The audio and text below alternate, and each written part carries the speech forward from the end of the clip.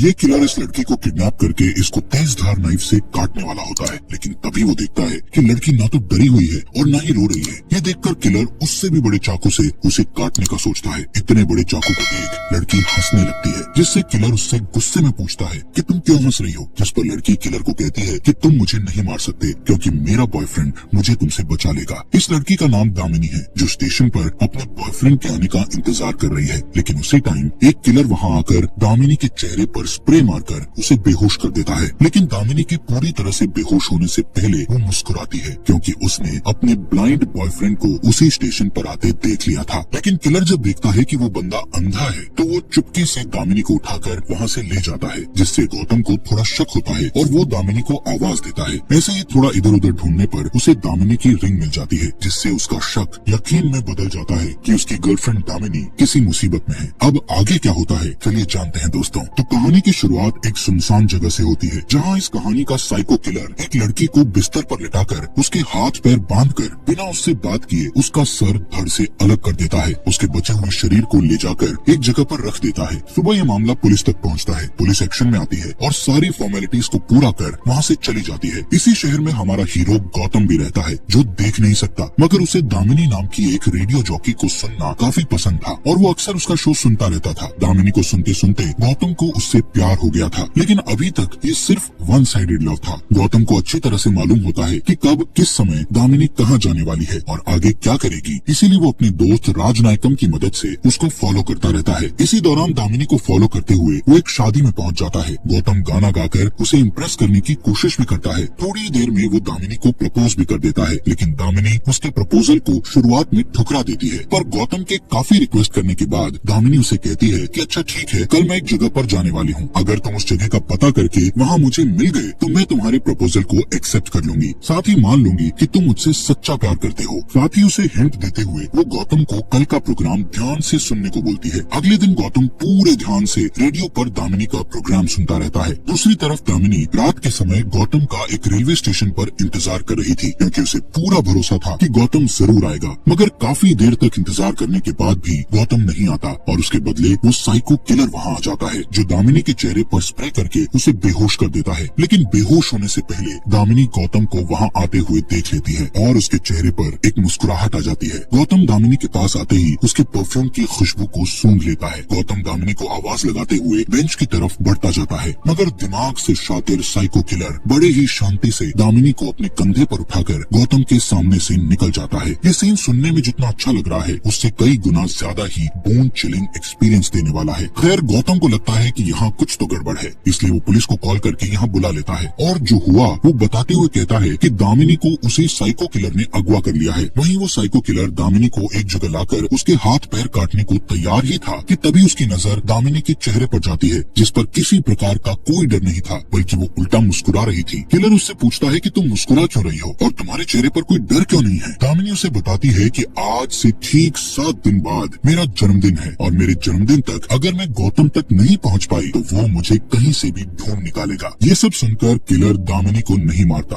और उसके चैलेंज को स्वीकार कर लेता है। थोड़ी देर बाद किलर बाहर जाकर एक प्रोस्टिट्यूट को बुक करता है और बेहोश करके अपने यहाँ ले आता है। दामिनी की जगह उसके हाथ पैर बांधकर उसका भी सर धड़ से अलग कर देता है। इतना सब करने के बाद किलर दामिनी से कहता है कि जब गौतम तुम्हारी खोज करते हुए यहाँ आएगा तब मैं उसका सर काट के तुम्हारे हाथ में और तुम्हारा सर काट के उसके हाथ में रख दूंगा। अगले दिन किलर प्रोस्टिट्यूट की बॉडी को बाहर फेंक देता है। जल्दी ही पुलिस भी वहाँ पहुँच जाती है। पुलिस ऑफिसर मुथु कमिश्नर को बताता है कि दामिनी के पिता ने कंफर्म किया है कि ये बॉडी दामिनी की नहीं है। बॉडी की बात सुनकर गौतम भी वहाँ पहुँच जाता है और स्मेल से वो भी समझ जाता है कि ये दामिनी नहीं है। गौतम फौरन सुशीला नाम की साइकेट्रिस्ट के पास जाता है। जाकर वो उन्हें बताता है कि दामिनी अभी भी जिंदा है। डॉक्टर सुशीला बताती है कि ऐसा होना तो नहीं चाहिए, क्योंकि वो किलर जिस भी लड़की को किडनैप करके ले गया है उसे मार कर ही छोड़ता है। फिर दामिनी के केस में ऐसा क्या अलग हुआ? साइकेट्रिस्ट गौतम को हौसला देते हुए कहती है कि 1.5 साल से पुलिस उसके पीछे पड़ी है, मगर अभी तक उसे नहीं पकड़ पाई। शायद इस बार तुम उसे पकड़ सकते हो। लेकिन फिर भी गौतम पुलिस कमिश्नर के पास जाता है उनसे मदद मांगने के लिए। वहीं पर अकबर नाम का कांस्टेबल उसे कमला नाम की एक एक्स पुलिस ऑफिसर के बारे में बताता है, जो पहले इस केस पर काम कर चुकी थी। कमला का पता निकालकर गौतम फौरन उसके घर पहुंचता है और उसे दामिनी के बारे में सब कुछ बता देता है। लेकिन कमला उसे यहाँ आने के लिए मना कर देती है, साथ ही उसे अनाप शनाप बोलने लगती है। दरअसल एक एक्सीडेंट में कमला ने अपने दोनों हाथ पैर खो दिए थे। इसके बाद से वो व्हीलचेयर के हवाले हो गई थी। इससे गुस्सा होकर गौतम उसे एक थप्पड़ मारकर वहाँ से चला आता है। दूसरी तरफ पुलिस वाले भी उस प्रोस्टिट्यूट के इलाके में पहुंचकर एक औरत से पूछताछ करने लगते हैं। औरत कहती है कि कल रात रानी ने मुझे फोन किया था और बता रही थी कि वो अपने कस्टमर के साथ है। उसका कस्टमर उसे अच्छी सी गाड़ी में कहीं ले जा रहा था। वो दिखने में भी काफी अच्छा था। इस तरह की कुछ जानकारी इकट्ठा कर पुलिस को पता चलता है कि किलर एक अमीर आदमी है। उसकी उम्र तकरीबन 28 से 30 साल के आसपास की है। उसकी 1 या 2 लग्जरी कार भी होगी। खैर उसी रात कमला अपनी माँ के साथ गौतम के घर पहुँचती है। इस बार उसने सोच लिया था कि वो गौतम की मदद करेगी और अब वो एक भी लड़के की जान नहीं जाने देगी। कमला कहती है कि सबसे पहले तो हमें इस केस की पूरी जानकारी इकट्ठा करनी होगी, जो कि अभी सीआईडी के पास है। इसलिए हमें वहाँ से सारी जानकारी लानी होगी। दरअसल 1.5 साल पहले वो इस केस पर काम कर चुकी थी। इसी वजह से उसे मालूम था कि सबूत और डिटेल्स कहाँ रखे हैं। कमला की मदद से गौतम सीआईडी के ऑफिस तक पहुँच जाता है। जब गौतम अलमारी खोलने ही वाला होता है तब एक आदमी पीछे से उसे पकड़ लेता है। तभी मुथु अपने घर की चाबी वापस लेने के लिए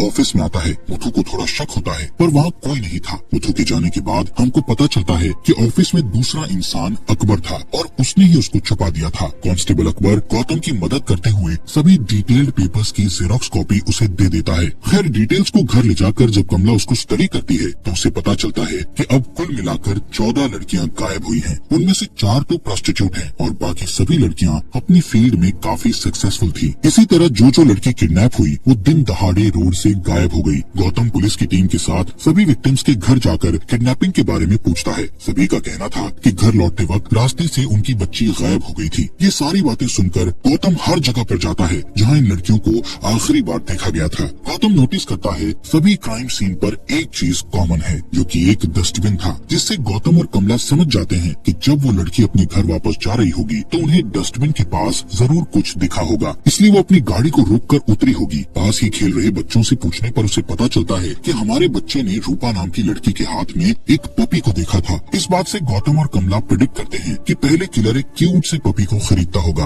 और उसे लाकर डस्टबिन के पास छोड़ देता होगा। फिर जब लड़की पपी को देखकर अपनी गाड़ी रोकती होगी तभी वो किडनैपर कहता होगा कि ये कुत्ता मेरा है, प्लीज इसे लाकर मुझे दे दो। और जैसे ही लड़की उसके पास जाती होगी वो किसी तरह से उनको बेहोश करके किडनैप कर लेता होगा। दूसरे दिन किडनैपर ठीक इसी प्लानिंग से एक नई लड़की को किडनैप करने वाला होता है, मगर वो इसमें सफल नहीं हो पाता क्योंकि कल कमला और गौतम ने ट्विटर पर ट्वीट करके सबको बता दिया था कि जहाँ पर भी कुत्ता दिखे तो उससे दूर ही रहें। इसलिए ये लड़की किलर के जाल में नहीं फंसी। ट्वीट का पता चलते ही तिलमिलाया हुआ किलर हैकर के पास जाकर ये पोस्ट डिलीट करने को कहता है और काम होने के बाद वो इस हैकर को भी मार देता है। उसी रात किलर उस लड़की को भी किडनैप कर लेता है जो आज सुबह इससे बच गई थी। किलर उस लड़की को अपने यहाँ लाकर एक बार फिर मार डालता है, मगर इस बार वो लड़की का सर काटकर उसका धड़ लाकर गौतम के घर के बाहर रखकर एक मैसेज भेजता है जिस पर लिखा था एडवांस हैप्पी बर्थडे। गौतम को उस लड़की के शरीर से एक अजीब सी महक आती है, इसलिए वो राजनायकम से कहकर एक सफेद और एक काले पिग को लाने के लिए कहता है। राजनायकम ऐसा ही करता है और वो उसके सामने दोनों पिग लाकर रख देता है। गौतम कमला को बताता है कि उसे इस लड़की की बॉडी के साथ ही इससे पहले मरने वाली प्रोस्टिट्यूट लड़की से सफेद पिग वाली गंध आ रही थी। वो लोग एक एक करके सभी पिग फार्म पर जाकर खोजबीन करने लगते हैं, मगर कोई भी पिग फार्म में उनको ऐसा यंग मालिक दिखाई नहीं देता जो किलर के हुलिये के साथ मैच होता हो। इसी दौरान मुथु को ये बात पता चल जाती है कि गौतम और उसकी टीम पिग फार्म जाकर पूछताछ कर रहे हैं क्योंकि मुथु ने एक आदमी को गौतम के पीछे लगा रखा था। मुथु ऐसे ही एक पिग फार्म पर जाता है और इत्तेफाक से एक फार्म का मालिक वही किलर होता है जिसे ये अभी तक खोज रहे थे। पुलिस को अपने यहाँ देख किलर घबरा जाता है और पुलिस वाले को इंजेक्शन लगाकर बेहोश कर देता है। इसके बाद हम पुलिस वाले को उसके कमरे में बंद देखते हैं जिसमें किलर अपने सभी कारनामों को अंजाम दिया करता था। जब वो किलर वहाँ पर नहीं होता दामिनी उसको होश में लाकर उसे यहाँ से भागने को कहती है, लेकिन मुथु कहता है कि मुझसे नहीं हो पाएगा। थोड़ी देर में वो साइको किलर मुथु के पास आकर उसे भी मार डालता है। इसी तरह सभी पिग फार्म की जांच करने पर गौतम और उसकी टीम के हाथ कोई सबूत नहीं लगता, लेकिन कमला को पूरा भरोसा था कि किलर इन्हीं में से किसी एक पिग फार्म में मौजूद होगा। नतीजे न मिलने पर बेचारा गौतम काफी दुखी होता है और फैसला करता है कि आज रात वो घर पर अकेला रहेगा। थोड़ी देर बाद साइको किलर की गाड़ी वहाँ आ जाती है। गौतम समझ जाता है कि ये किलर की गाड़ी है, इसलिए वो जानबूझकर अपने घर से बाहर निकलकर अपने हाथ में एक कैक्टस का पौधा लेकर गाड़ी के पास जाता है। वहीं दूर खड़ा राजनायकम अपनी गाड़ी से किलर की गाड़ी को फॉलो करने लगता है। दोनों के बीच में एक काफी लंबी चेज होती है। दुर्भाग्य से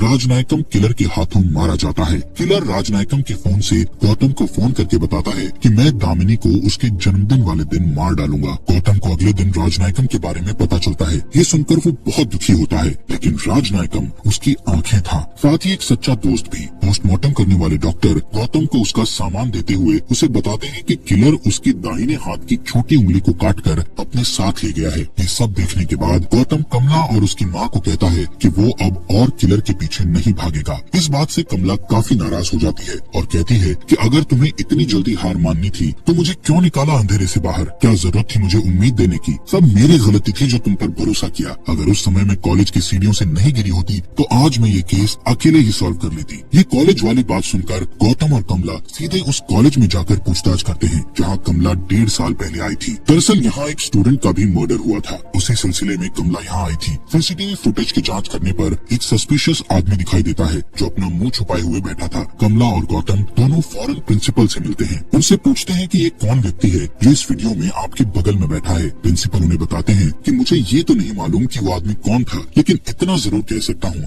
कि वो एक लेफ्ट हैंडेड था, क्योंकि उसने मेरे यहाँ पॉपकॉर्न भी बाएं हाथ से लिया था। साथ ही पूरे फंक्शन के दौरान उसका दायां हाथ उसकी पॉकेट में ही था। ये सब जानकर गौतम के दिमाग में एक बात अचानक से स्ट्राइक करती है और वो फौरन ही जाकर राजनायकम के सामान की जांच करता है। इससे उसे क्लियर हो जाता है कि किलर की दाहिने हाथ में छोटी उंगली नहीं है। दरअसल ये सुराग था जो गौतम का दोस्त उसके लिए छोड़कर गया था। जब किलर गौतम के घर आया था तभी गौतम ने उसकी गाड़ी का माप ले लिया था। इसी की मदद से वो अलग अलग कार बनाने वाली कंपनियों में पूछताछ करता है और आखिरकार उन्हें सफलता मिल जाती है। एक कार कंपनी वाला बताता है कि ठीक आपके बताए अनुसार अंगुलीमाल नाम का एक आदमी है जिसके नाम एक होटल है और एक पिग फार्म भी है। किलर का पता कर कमला और गौतम उसी पिग फार्म पर जाते हैं, मगर वहाँ उन्हें पता चलता है कि अंगुलीमाल अभी बाहर गया है। इसी मौके का फायदा उठाकर गौतम उसके ऑफिस की छानबीन करने लगता है। इसी खोज पड़ताल में गौतम को एक मैप मिलता है जो लाकर वो कमला को दिखाता है। यहाँ से सीन शिफ्ट होता है और हम एक बार फिर दामिनी को देखते हैं इस बंद कोठरी में। दामिनी को एक औरत दिखती है जो कई सालों से यहाँ कैद है। दामिनी के पूछने पर वो बताती है कि मेरा नाम रेचल है। रेचल अंगुलीमाल की टीचर थी।